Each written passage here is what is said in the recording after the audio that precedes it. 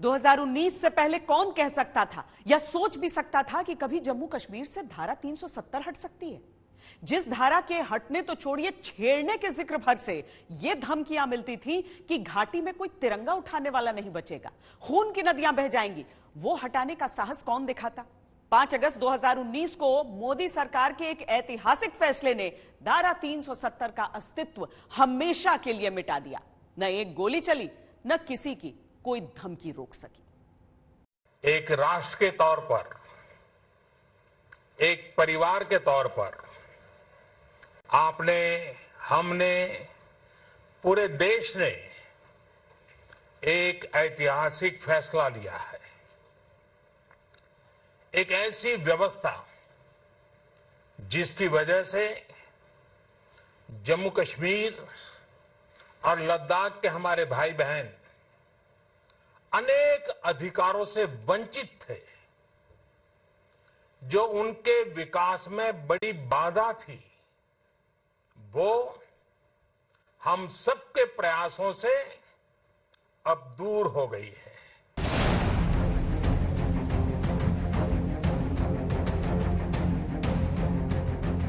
– 2019 तक देश नेहरू और शेख अब्दुल्ला के दौर से मोदी और मुफ्ती के दौर तक आ गया, लेकिन धारा 370 कश्मीर को शेष भारत का अभिन्न अंग बनने से लगातार रोकती रही।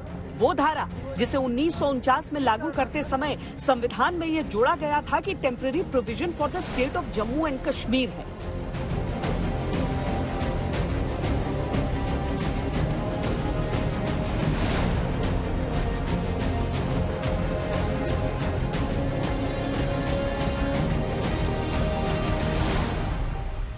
आर्टिकल 370 और 35A ने जम्मू कश्मीर को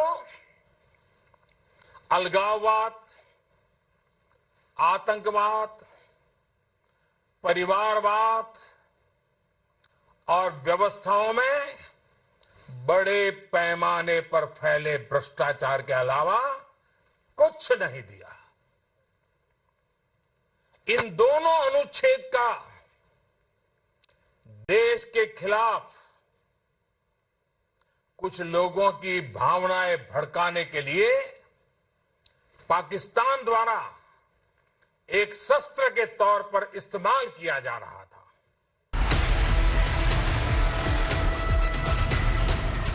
दिल्ली में कश्मीर पर सिर्फ सुगबुगाहट होती थी और कश्मीर से खून खराबे की धमकियों से लेकर देश की संप्रभुता और सामर्थ्य को चुनौती मिलने लगती थी।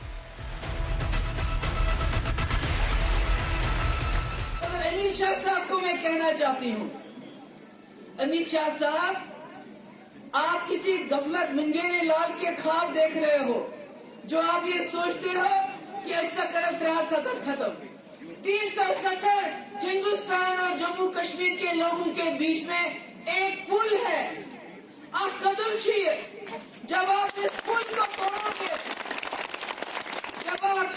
को तोड़ोगे, तो महबूबा मुफ्ती जैसे मेन स्ट्रीम पॉलिटिशियन जो हिंदुस्तान की आईन की कसम खाते हैं, जो जम्मू कश्मीर की आईन की कसम खाते हैं, हमको भी सोचना पड़ेगा कि हमने क्या करना है, क्योंकि हमने हिंदुस्तान का झंडा यहाँ थामा है।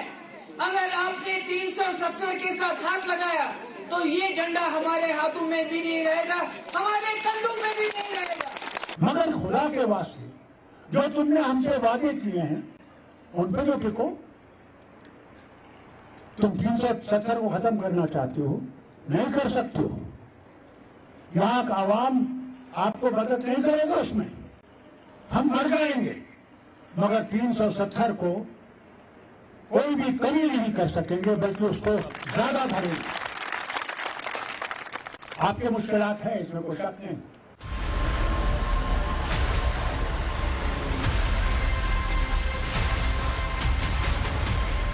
यानी देश एक था, विधान दो थे, देश का राष्ट्रीय ध्वज एक था, निशान दो थे।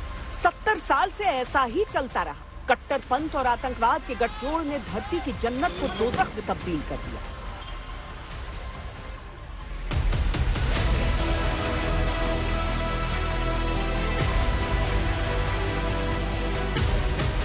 दिल्ली की परंपरागत राजनीति के लिए कश्मीर के माथे पर लगा अलगाव का कलंक या तो विवादित मुद्दा था या दहकते अंगारे पर पैर रख देने जैसा। लिहाजा किसी ने इसे छुआ ही नहीं और आतंकवादी या अलगाववादी दिल्ली सरकार से डील तक करने की स्थिति में आ गए।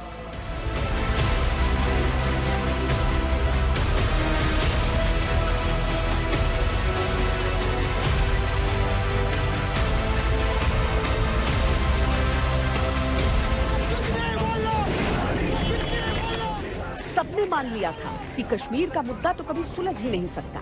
धारा 370 तो हटने का सवाल ही नहीं उठता। और फिर आई तारीख 5 अगस्त 2019 की। भारत के राष्ट्रपति द्वारा इस घोषणा पर हस्ताक्षर किए जाएंगे और इसे सरकारी गैजेट में प्रकाशित किया जाएगा। उस दिन से अनुच्छेद 370 के सभी खंड लागू नहीं होंगे।